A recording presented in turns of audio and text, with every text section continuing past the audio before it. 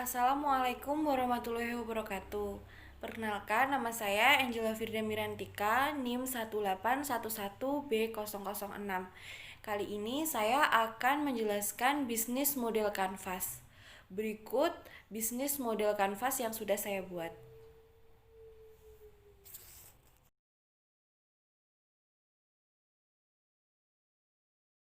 Nah, yang pertama di bisnis model kanvas yang perlu kita perhatikan adalah customer segment atau sasaran pelanggan atau sasaran konsumen yang akan membeli produk kita. Di customer segment model kanvas bisnis model kanvas milik saya ini customernya adalah wanita remaja usia 15 sampai 20 tahun, ibu-ibu usia 20 sampai 40 tahun, lalu salon-salon kecantikan, klinik kecantikan, dan juga kita akan menyasar pada orang-orang yang aktif di sosial media. Kenapa orang-orang yang aktif di sosial media? Karena kita akan melakukan pemasarannya di sosial media. Nah, karena saya menjual produk kecantikan atau krim kecantikan, jadi sasaran saya itu adalah orang-orang yang sudah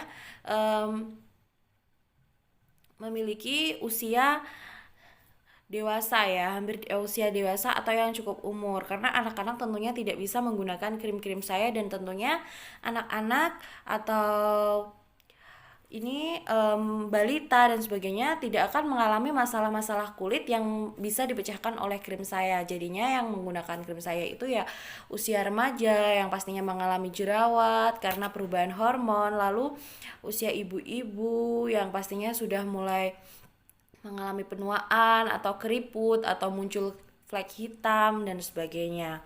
Lalu setelah customer segment atau sasaran pelanggan, kita lanjut pada customer relationship atau customer relationship ini adalah cara kita mendapatkan pelanggan. Nah, gimana sih kita bisa dapat pelanggan? Gimana kita bisa dapat konsumen?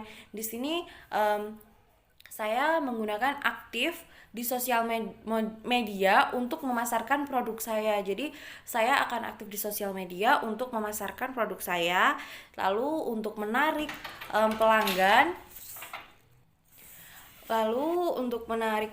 tentunya saya juga akan menggunakan diskon-diskon, karena pasti banyak orang tuh akan lebih tertarik jika ada promo dan sebagainya dengan harga yang mereka rasa lebih terjangkau seperti itu. Lalu juga saya akan membuat kartu member. Nah, kartu member ini apa? Jadi untuk pelanggan atau orang yang sudah pernah belanja di tempat kami atau menggunakan krim yang kami buat itu ya. Jadi mereka akan kembali lagi ke kita gitu. Karena apa? Karena di krim kita itu ada kelebihannya. Jadi member-member kita itu sudah tahu kelebihannya dan sebagainya, itu akan tetap kembali ke kita. Jadinya itu pasti akan memberikan nilai plus untuk customer-customer yang udah menjadi member kita gitu. Nah, selanjutnya kita akan membuat channel. Nah, apa sih channel ini? Channel adalah cara produk kita agar bisa sampai ke pelanggan atau konsumen kita. Gimana caranya? Nah, di sini saya akan melalui sosial media ya. Dari tadi kita bakal menjual produk kita itu di sosial media. Jadi kita akan share produk kita tuh di sosial media, dari IG, dari Instagram ya, Twitter, mungkin Facebook, WhatsApp, dan lain-lain. Karena saat ini sudah milenial, jadi kita juga harus mengikuti perkembangan zaman. Mungkin untuk share di Instagram, di WhatsApp, dan lain-lain itu kita juga harus lebih menggunakan cara yang kreatif gitu. Seperti kita harus buat video, terus kita buat gambar yang seunik mungkin. Jadi itu akan menarik konsumen untuk melihat atau cek apa sih produknya, bagaimana sih produknya gitu. Jadi channel ini untuk mengenalkan produk kita ke konsumen. Selain itu, kita juga bisa memberikan di sini brosur atau banner di tempat-tempat keramaian. Jadi di keramaian itu kan pasti banyak orang yang baca, banyak orang yang datang gitu. Jadinya akan melihat banner-banner tersebut gitu. Lalu kita juga akan lewat forum-forum jual beli di grup-grup WhatsApp itu atau di grup Facebook dan sebagainya. Itu akan ada banyak banget ya forum-forum jual beli.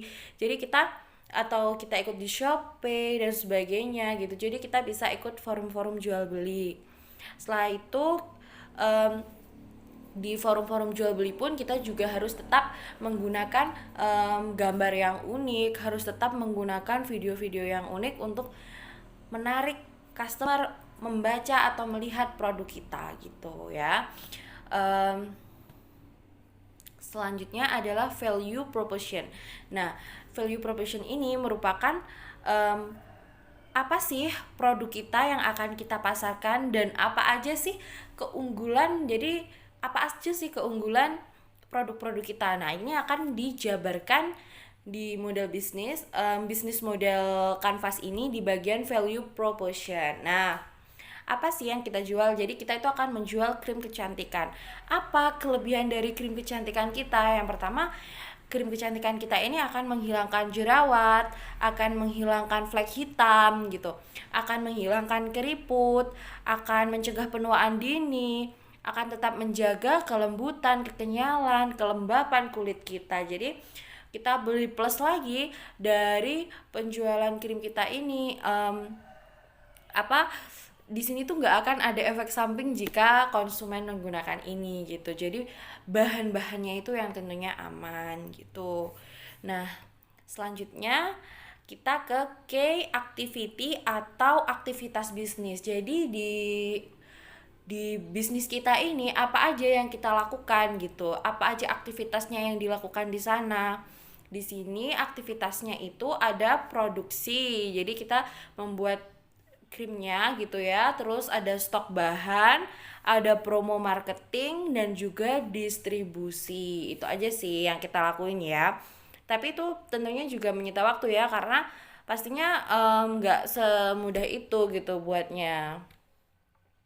Selanjutnya adalah key resource. Apa sih key resource? Di key resource ini apa aja sih sumber daya yang kita butuhkan untuk membangun bisnis ini gitu. Jadi key resource ini sumber dayanya adalah ada apa aja? Modal produksi. Yang pertama kita butuh modal dong untuk membangun bisnis ini. Nah, selanjutnya kita butuh alat transportasi. Alat transportasi untuk apa ya? Untuk kita beli dan ini lalu kita sampaikan ini ke customer untuk kirim dan sebagainya, ke distributor dan sebagainya gitu ya. Terus kita juga butuh mitra pendukung gitu. Kita butuh pengelola konten juga. Jadi yang ngelola tadi ya dari Facebook, Instagram dan sebagainya itu kan adalah tugas dari pengelola konten gitu. Selanjutnya adalah key partners. Jadi di sini kita juga butuh partner kerja gitu kan. Dalam melakukan bisnis itu kita pasti membutuhkan partner kerja. Siapa aja partner kita gitu ya. Yang pertama adalah supplier. Jadi supplier barang gitu ya, yang mensuplai kebutuhan-kebutuhan kita gitu. Lalu kita juga butuh kemitraan atau dalam tanda kutip tuh distributor gitu ya, yang ngejual produk kita, agen-agen kita, reseller kita, terus juga dropshipper itu termasuk di key partner. Lalu ada kostum struktur atau rincian biaya. Jadi di bisnis Canvas ini kita juga harus menjelaskan rincian biaya. Rincian biaya apa aja yang kita butuhkan untuk menjalankan bisnis ini gitu ya. Jadi yang pertama adalah biaya marketing ya, pastinya kita juga butuh biaya marketing, terus kita butuh biaya produksi, terus kita butuh biaya sosialisasi. Kok sosialisasi aja butuh biaya gitu? Biaya apa yang kita keluarkan untuk sosialisasi? Kita butuh pajak promosi gitu ya, kita butuh quota ketika kita share video, kita share foto di media sosial itu. Jadi itu termasuk di rincian biaya. Terus kita juga butuh upah tenaga kerja. Pastinya kita kan ada yang bantu, itu kita juga masukkan di cost struktur. Lalu yang terakhir adalah revenue stream. Apa itu? Di situ kita akan membicarakan keuntungan. Dari mana keuntungan atau hasil yang kita akan dapat. Jadi keuntungan atau hasil yang akan kita dapat di sini adalah dari keuntungan penjualan produk dan juga keuntungan dari mitra distributor yang akan menjual produk kita gitu. Nah, sekian video dari saya yang menjelaskan bisnis model kanvas. Ada kurang lebihnya mohon maaf. Wassalamualaikum warahmatullahi wabarakatuh.